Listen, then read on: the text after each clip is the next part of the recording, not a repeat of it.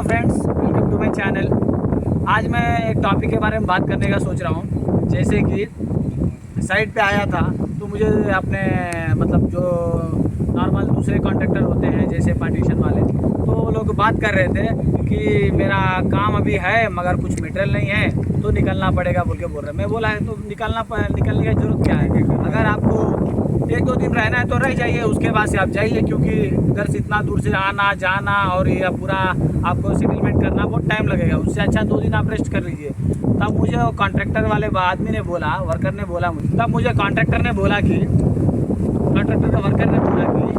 मेरा ठेकेदार का काम करना है, क्योंकि डेली का खर्चा खाने पीने का अलग अलग लग रहा है। मतलब खाने का 3 टाइम का 3 आदमी का खाना देना बहुत मुश्किल हो रहा है।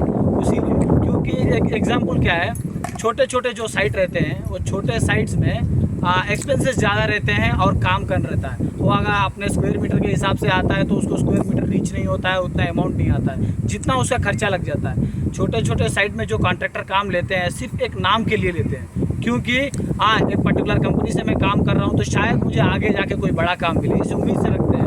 मगर ये छोटे काम में कॉन्ट्रैक्टर लोग को फ़ायदा नहीं मिलता है, तो वो लोग अपने वर्कर्स को जितना दिन का काम रहता है उतना ही दिन काम कराते हैं। रिमेनिंग टाइम में वो सोचते हैं कि वहाँ से हम अपने आदमी को निकाल लें कि मेरा खर्चा बचे।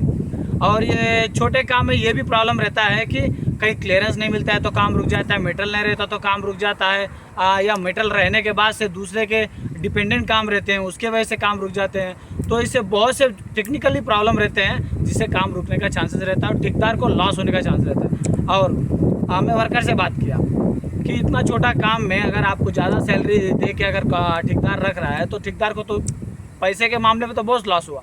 तो मुझे वो बताया कि हम लोग आधा आधा कारीगर हैं और हम लोग को सैलरी बहुत कम है, इसीलिए उसका थोड़ा बहुत गुजारा हो जाता है। नहीं तो अगर ओरिजिनल कारीगर अगर रख दिया जाए तो डेफिनेटली उसको 1 रुपये का भी फ़ायदा नहीं होगा।